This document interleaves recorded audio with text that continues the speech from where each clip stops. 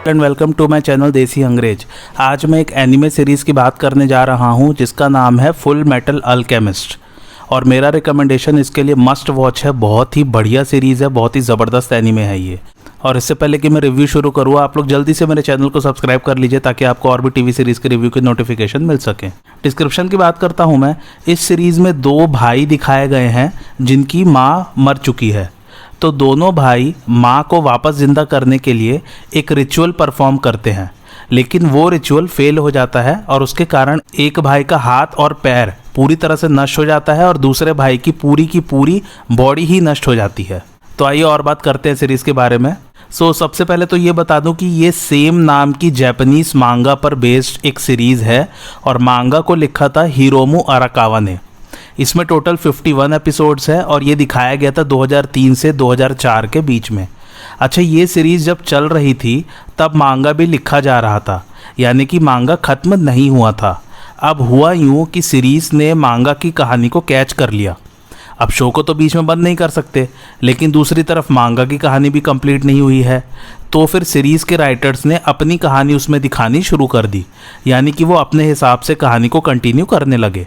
तो इसलिए अगर आप मांगा पढ़ेंगे और सीरीज़ देखेंगे तो दोनों की कहानियाँ आधे में जाके अलग अलग होने लग जाती हैं। लेकिन 2009 में फुल मेटल अल्केमिस्ट को फिर से बनाया गया और उस सीरीज़ का नाम था फुल मेटल अल्केमिस्ट ब्रदरहुड। और इसने एंड तक सिर्फ मांगा को ही फॉलो किया है, क्योंकि 2009 से पहले ही मांगा ऑलरेडी कंप्लीट हो चुका था। मैंने वो 2009 वाली सीरीज़ नहीं देखी है, लेकिन जहाँ तक मैंने पढ़ा है लोग कहते हैं कि दोनों की कहानी ऑलमोस्ट सिमिलर ही है, बट हाँ थोड़े से डिफरेंसेस भी हैं। एनीवे, आप चाहे तो दोनों देख सकते हैं या दोनों में से कोई एक भी देख सकते हैं, जैसी आप लोगों की इच्छा। खैर, आगे बढ़ते हैं। तो उन दो भाई के नाम हैं एडवर्ड और अल्फोंसे एल्रिक। और एडवर्ड का हाथ और पैर दोनों डिस्ट्रॉय हो जाते हैं और अल्फोंस का पूरा शरीर ही नष्ट हो जाता है। तो फिर दोनों भाई फिलोसोफर्स स्टोन ढूंढने निकलते हैं जिससे वो लोग वापस पहले जैसे हो जाएं। फिलोसोफर्स स्टोन को हिंदी में हम लोग पारस पत्थर भी कहते हैं। अच्छा, अब ये जानिए कि दोनों भाई आखिरकार करना क्या चाह रहे थे। उससे पहले अल्केमी समझ लीजिए। अल्केमी एक बहुत ही पुरानी टेक्निक है फिलॉसफी और साइंस के मिक्स की। ये मोस्टली इंडिया, चाइना और यूरोप में प्रैक्टिस किया जाता है। जो अल्केमी करते हैं उन्हें कहते हैं अल्केमिस्ट। ये लोग का फोकस मोस्टली किसी भी मटेरियल को पूरी तरह से शुद्ध करना, उसे परिपक्व बनाना और उसे बिल्कुल परफेक्ट करने का रहता है। ये लोग बहुत सारे एक्सपेरिमेंट्स करते रहते थे, जैसे कि किसी बेस मेटल को नोबल मेटल में कन्वर्ट करना, फॉर एग्जांपल लेड को गोल्ड में कन्वर्ट करना, ऐसा पदार्थ बनाना जिसको खा के या पी के इंसान अमर बन जाए, जिसे हम लोग अमृत के नाम से ऑलरेडी जानते ही हैं, या ऐसी दवाई बनानी जिससे दुनिया की कोई भी बीमारी ठीक की जा सके। और ये लोग जो पारस पत्थर ढूंढने जा रहे हैं वो भी अल्केमिस्ट ने ही बनाया था। थोड़ा सा अगर हम टर्म को तोड़ें, अल प्लस केमिस्ट, यानी कि केमिस्ट्री का जानकार या उसमें एक्सपर्ट कह सकते हैं उस इंसान को। खैर, अब प्लॉट की डिटेल में बात करते हैं। एडवर्ड और अल्फोंसे एल्रिक की माँ मर चुकी है और ये दोनों कोई रिचुअल या सेरेमनी परफॉर्म करते हैं अपनी माँ को वापस जिंदा करने के लिए, बट वो फेल हो जाता है। एक्चुअली इन दोनों को अल्केमिस्ट दिखाया गया है। एडवर्ड का एक्चुअली में लेफ्ट लेग यानी कि बायां पैर डिस्ट्रॉय हो जाता है और अल्फोंसे की पूरी बॉडी नष्ट हो जाती है। तो एडवर्ड अपने भाई अल्फोंसे को मरने से बचाने के लिए अपना राइट आर्म यानी कि दायां हाथ सेक्रीफाइस कर देता है और अल्फोंसे की आत्मा को बचा लेता है। और फिर वो तुरंत उसकी आत्मा को एक बॉडी आर्मर के साथ बॉन्ड कर देता है या बांध देता है किसी रिचुअल के थ्रू। अब एडवर्ड की हालत बहुत ख़राब है क्योंकि उसकी भी एक टांग और एक हाथ नष्ट हो चुका है।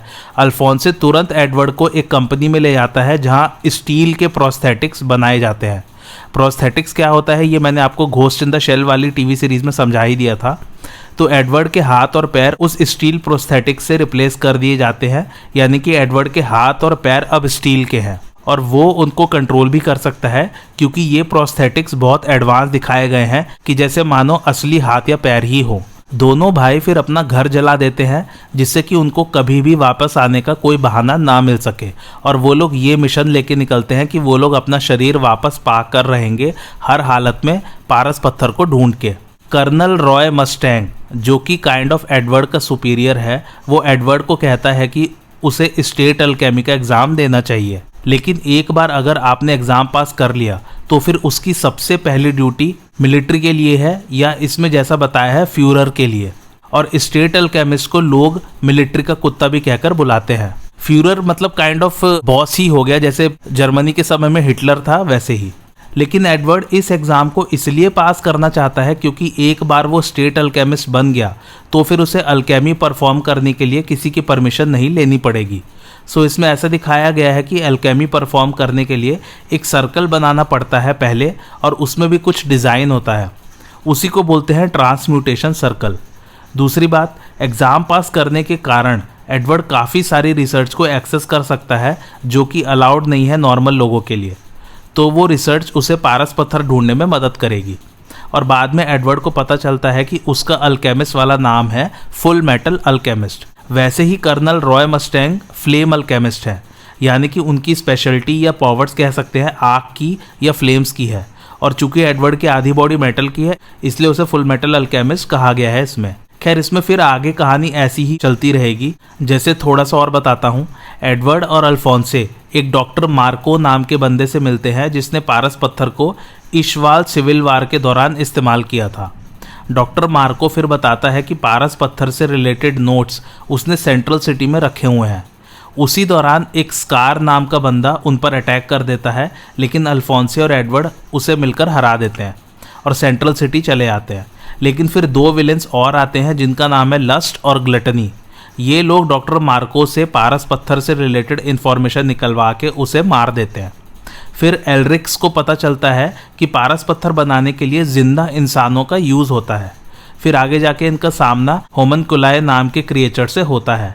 होमनकुलाई को इसमें आर्टिफिशियल ह्यूमंस बताया गया है जो कि अल्केमी से ही बने हैं, और ये होमनकुलाई के नाम 7 सिंस या पाप पर रखे गए हैं, और वो नाम है pride, lust, greed, gluttony, wrath, sloth and N V.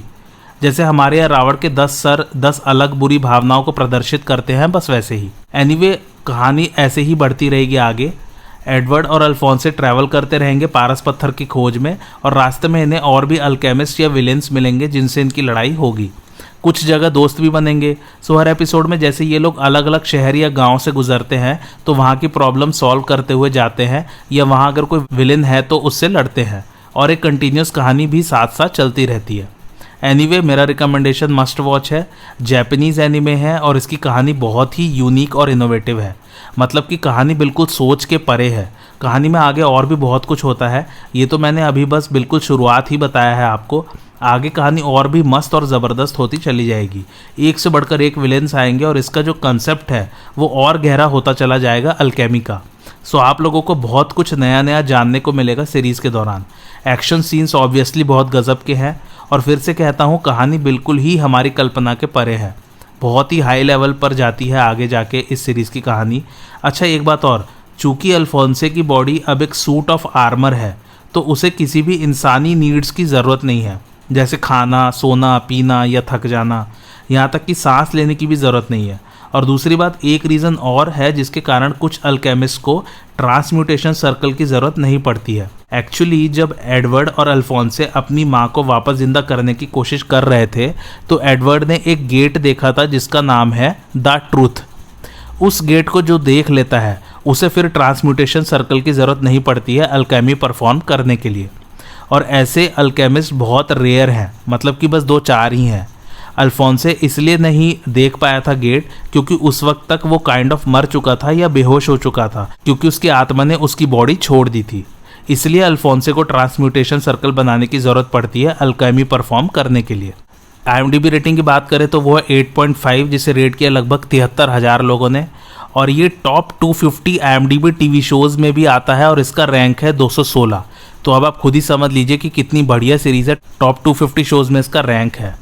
मेरा रिकमेंडेशन मैंने बता ही दिया, मस्ट वॉच है। बहुत ही यूनिक और बहुत ही इनोवेटिव कंसेप्ट है। इसकी कहानी बहुत ही नॉलेज से भरपूर है। आपको अल्केमी के बारे में बहुत नई नई चीज़ें और नए नए कंसेप्ट पता चलेंगे। सो ज़रूर देखिए सीरीज़ को और मज़ा लीजिए। और आपको आज का रिव्यू कैसा लगा मुझे कमेंट करके ज़रूर बताइए, और मेरे चैनल देसी अंग्रेज को लाइक, शेयर और सब्सक्राइब ज़रूर कीजिए। Thanks for watching.